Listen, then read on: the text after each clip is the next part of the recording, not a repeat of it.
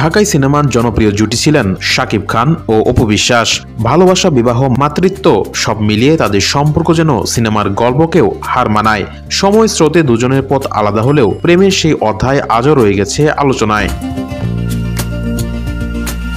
সম্প্রতি নায়কের সঙ্গে সম্পর্ক নিয়ে সেই পুরনো কথাই ফিরলেন ঢালিউড কুইন অপু বিশ্বাস।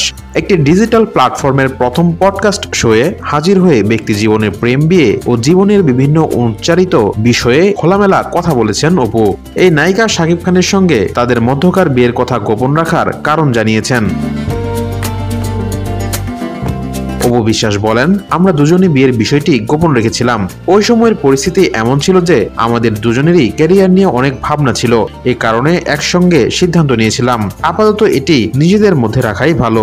এর আগেও অবশ্য একাধিকবার এই অভিনেত্রী জানিয়েছেন যে ঢালিউড সুপারস্টারের সঙ্গে বিয়ের বিষয়টি লুকিয়ে রাখতে চেয়েছিলেন তিনি। তবে এবার প্রথমবারের মতো বললেন, এটি শুধু শাকিব খানের নয়, তাদের দুজনেরই সিদ্ধান্ত ছিল।